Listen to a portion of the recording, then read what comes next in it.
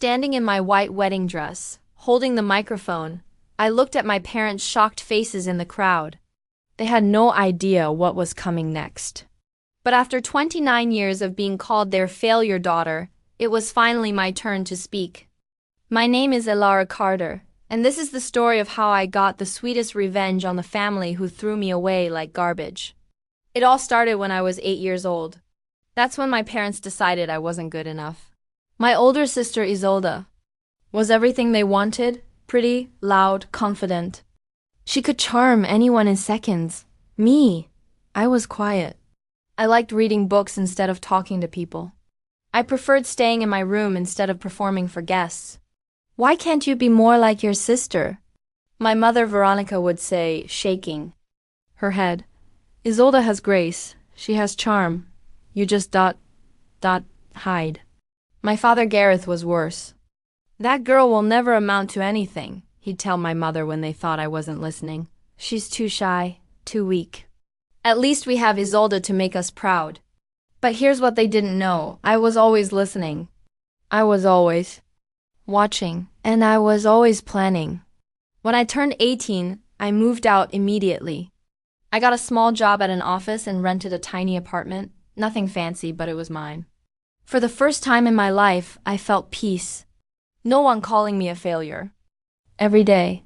No one comparing me to perfect Isolde. I visited my parents maybe twice a year.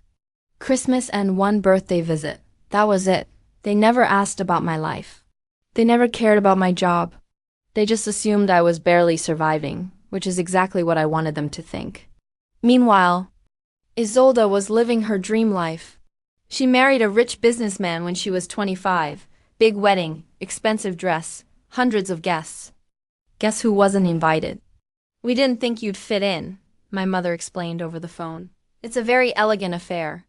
You understand. I understood perfectly. I wasn't good enough for their precious Isolde's special day, but you know what? I didn't care anymore.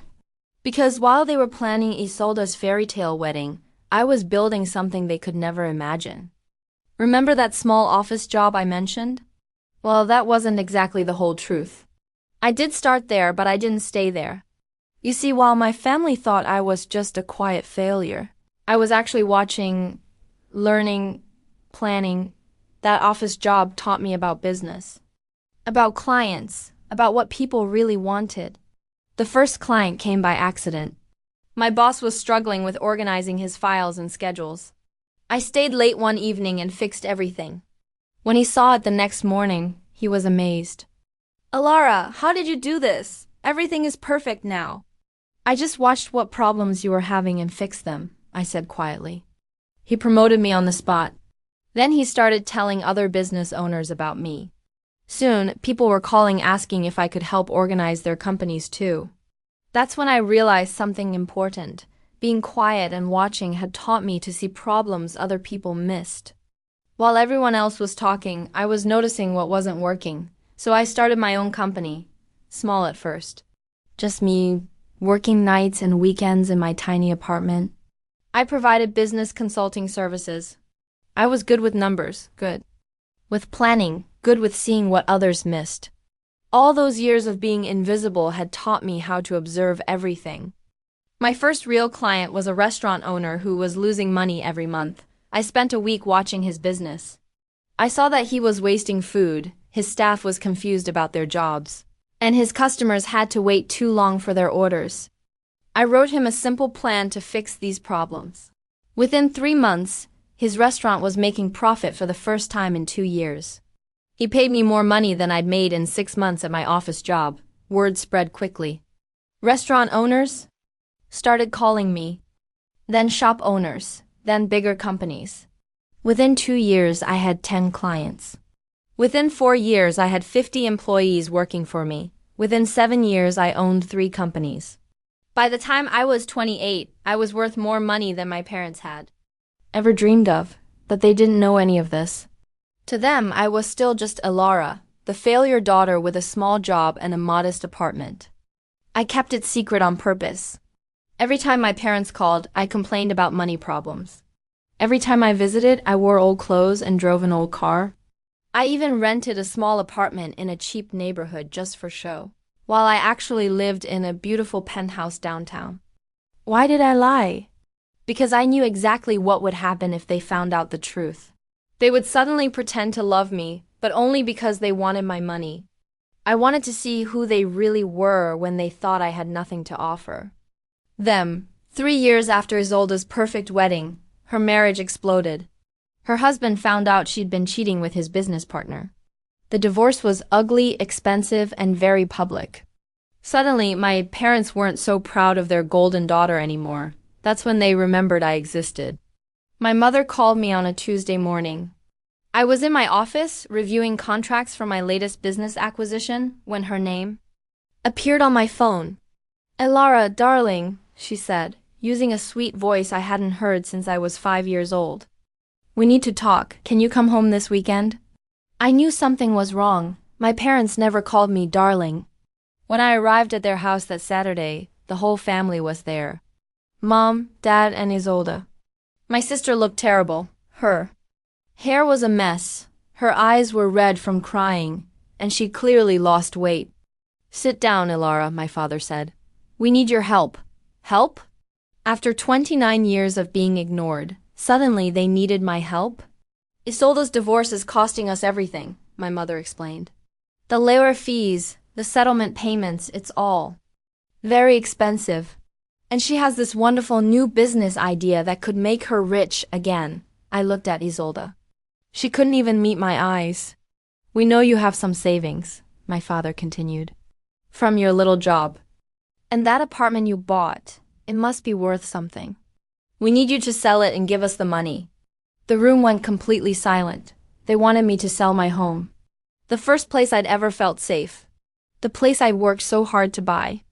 "It's for family," my mother added. "Surely you understand that family comes first." "Family?" I said quietly.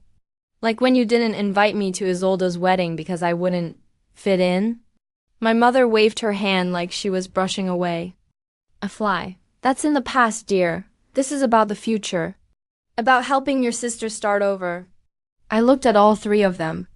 My parents, who had spent 29 years telling me I was worthless. My sister, who had never spoken a kind word to me in my entire life. They wanted me to give up everything I'd built so they could fix their mistakes. "No," I said.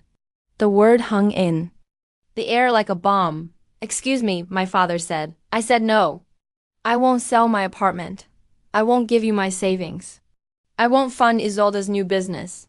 My sister finally spoke up. "You're being selfish, Elara. I'm in trouble and you won't help your own family?"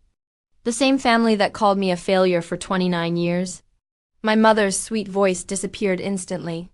"Don't be ungrateful, young lady. We raised you. We fed you. We gave you a home. You owe us." "I don't owe you anything." I stood up. "But since you think I'm such a failure, let me prove you right. I'll move back home. I'll quit my little job. I'll be the disappointment you always said I was." A week later, I moved back into my childhood bedroom. I told my parents I'd quit my job and sold my apartment to pay off debts. They believed every word because it fit their story about me perfectly. The room looked exactly the same as when I'd left 11 years earlier. Same pink wallpaper, same small bed, same desk where I used to do homework while listening to my parents' praise Isolde in the next room. "This is temporary," my mother warned on my first morning back, "until you get back on your feet. We won't support you forever." "We're not running a charity here," my father added, looking at me over his newspaper. "You're 29 years old, Elara. Most people your age have their lives figured out." "Of course," I said meekly. "I'm just a failure, remember?" Living with them again was like stepping back into a nightmare. Every day brought new insults, new reminders of how disappointed they were in me. "At least now we can keep an eye on her," I heard my father tell my mother one evening. "Make sure she doesn't make any more stupid decisions with her life." "Maybe this will teach her some responsibility," my mother replied. "She's almost 30, and she has nothing to show for it. No husband, no career, no children. What did we do wrong?" "Nothing," my father said firmly. "Some people are just born without ambition. Look at her sister. Isolde is trying to rebuild her life after that terrible divorce. But what's Elara doing? hiding in her room, feeling sorry for herself. Isolda was even worse. She treated me like I was her personal servant. Ilara, make me some tea. Ilara, clean the bathroom. Ilara, do my laundry. Ilara, iron my dress for my job interview. When I didn't jump fast enough, she'd remind me of my place. At least I'm trying to rebuild my life. What's your excuse? You don't even have a life to rebuild. After 6 months of this act, something unexpected happened. My parents received an invitation to a wedding. Their old friends, the Dorans, were marrying off their son Caius. But what they don't know is, I knew about this wedding, of course. I'd been engaged to Caius for 8 months. Oh, how wonderful, my mother said, reading the invitation. The Dorans always throw such elegant parties. And their son is so successful, he runs multiple businesses, I heard. My father nodded approvingly. Now that's the kind of man Isolda should have married the first time. Maybe we can ask them for financial help, my mother whispered. The Dorans have always been generous, and we're in such a difficult position. That's perfect, Isolda added. I'll wear my best dress. Maybe their son has rich friends who are looking for wives. I nearly laughed out loud. If they only knew. The night before the wedding, there was a dinner for close family and friends. My parents got dressed in their finest clothes and headed out, leaving me at home like always. Don't wait up, my mother called. This is an adult gathering. An hour after they left, I put on my own elegant dress and drove to the same restaurant.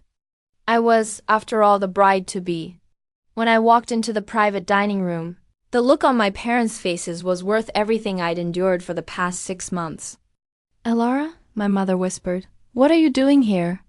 Mom, Dad, I said with a bright smile. I'd like you to meet my fiancé, Caius Doran. Caius wrapped his arm around my waist and smiled at my speechless parents. So these are your parents. Sweetheart, I've heard so much about you both. My father's mouth opened and closed like a fish.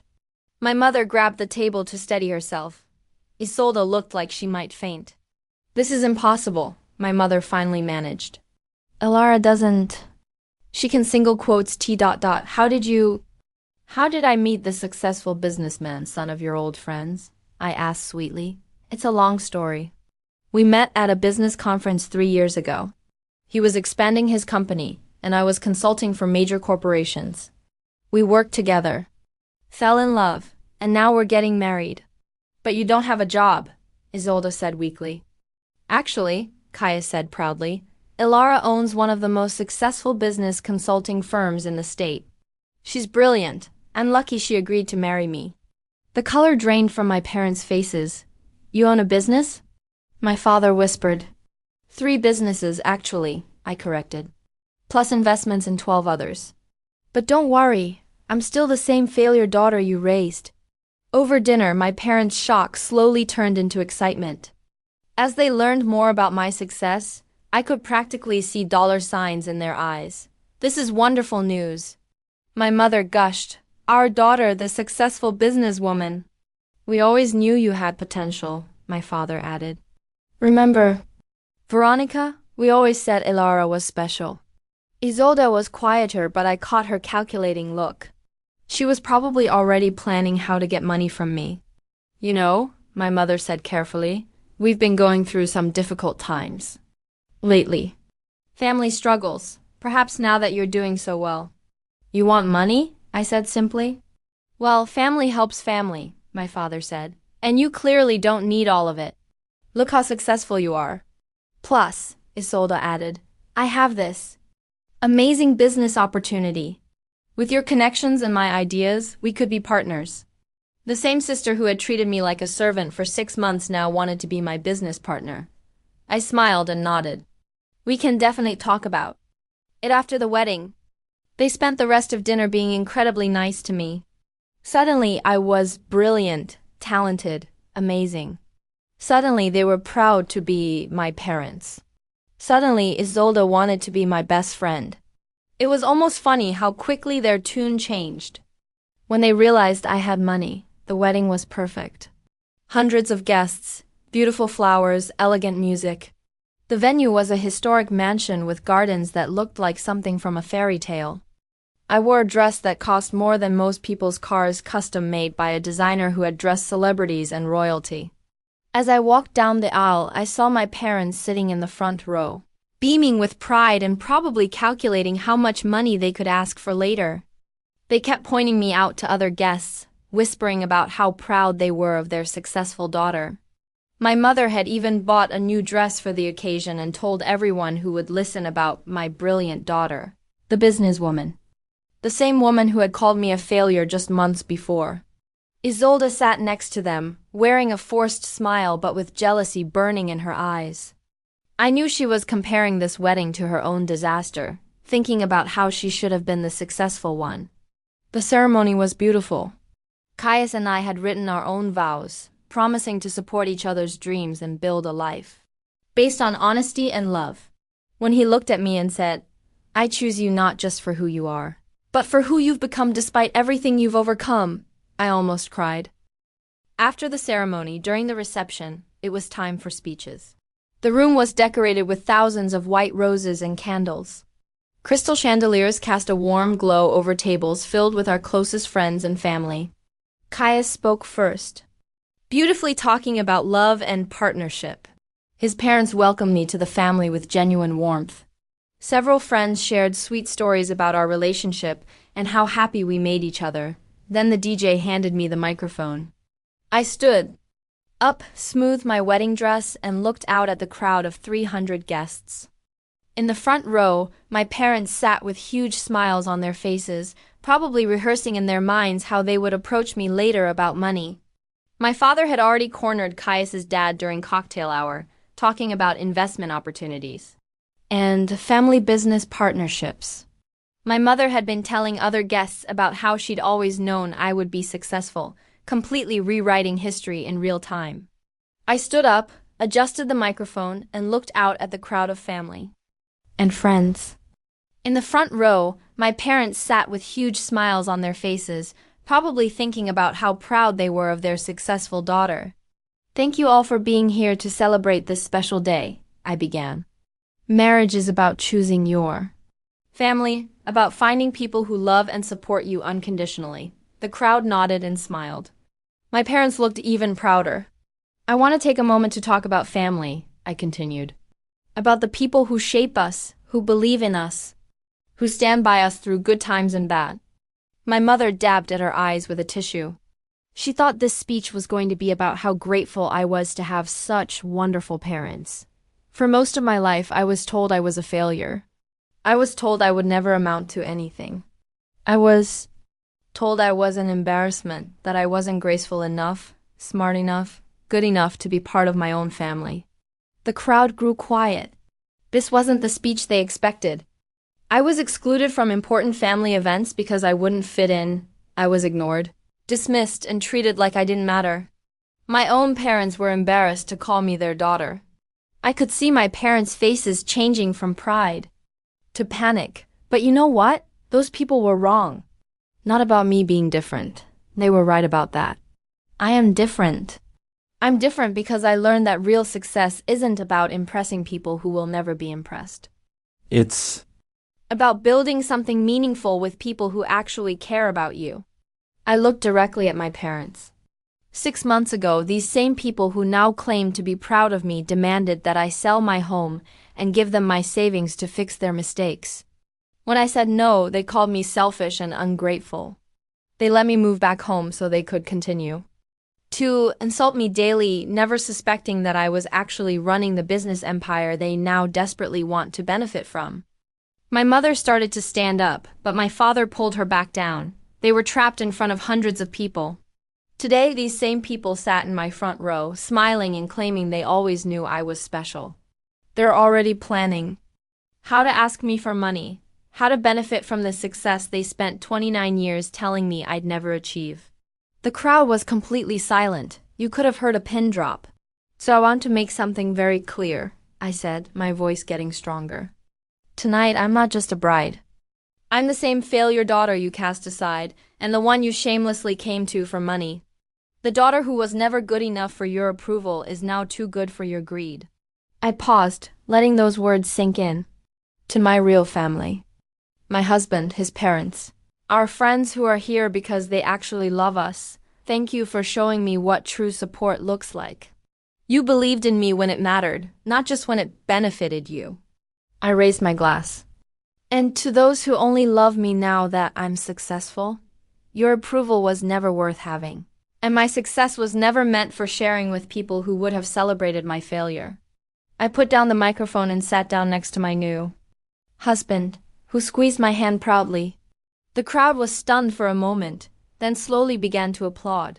Some people looked confused, but most seemed to understand that they had just witnessed something powerful. My parents sat frozen in their seats through the rest of the reception. They didn't know whether to leave or stay, whether to be angry or embarrassed. Isolde had tears in her eyes, but I couldn't tell if they were from shame or rage. Several guests came up to me afterward to say how brave I was. Some shared their own stories of family members who only showed up when money was involved. That took courage, one elderly woman told me. Good for you for standing up for yourself. As the evening wound down, my parents finally approached me. My mother's face was red with embarrassment and anger. How could you humiliate us like that? She hissed. In front of all these people? I told the truth, I said calmly. If the truth is humiliating, maybe you should think about why that is. My father stepped forward. After everything we did for you, ... What exactly did you do for me? I interrupted. Love me? Support me? Believe in me? When? Isolde finally spoke up. We're still family, Alara. This doesn't change that. You're right, I agreed. We are family. But being family doesn't mean I have to accept abuse. It doesn't mean I have to fund your mistakes. And it doesn't mean I have to pretend that years of cruelty never happened just because you suddenly find me useful. My mother tried one last time. So that's it? You're going to cut us off completely? I'm going to do what you taught me to do, I said. I'm going to focus on the people who actually matter, the people who loved me before they knew I was successful. I never heard from my parents again after the wedding. No apology, no attempt to make things right, just silence, which told me everything I needed to know about what I really meant to them. Isolde tried to reach out once through social media, but her message was just another request for business. Advice: some people never change.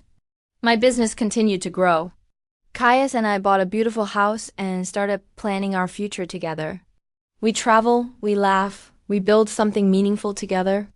Sometimes people ask me if I regret what I said at the wedding. If I feel bad about embarrassing my family in public. Here's the truth. I spent 29 years being embarrassed by them. I spent 3 decades apologizing for not being good enough, smart enough, graceful enough. I spent my entire childhood and young adulthood trying to earn love that was never going to come. That wedding speech wasn't about revenge. It was about truth. It was about refusing to let people rewrite history just because it became convenient for them. My parents taught me that I was a failure, and in a way, they were right. I failed to be the quiet, grateful victim they wanted me to be. I failed to accept their vision of who I should become. I failed to give them access to the success they had no part in building. And I'm perfectly fine with being that kind of failure. The best part of this story isn't the money I made or the business I built. It's not even the shock on my parents' faces when they realized who I really was. The real victory is the peace I feel now. I don't wake up wondering if I'm good enough. I don't spend my energy trying to prove myself to people who were never going to be proud of me anyway. I built a life with people who chose to love me, not people who had to love me. I surrounded myself with individuals who supported my dreams instead of crushing them. Every morning, I wake up in a house filled with laughter instead of criticism. I work with people who value my ideas instead of dismissing them. I go to bed next to someone who thinks I'm amazing, exactly as I am. That's true success.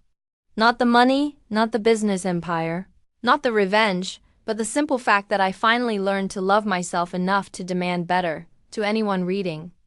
This: who has ever been called a failure by their own family, who has ever been made to feel like they're not good enough, who has ever been excluded from their own family's joy. This is for you. You are not a failure. You are not too quiet, too loud, too much, or too little. You are not responsible for earning love that should be freely given.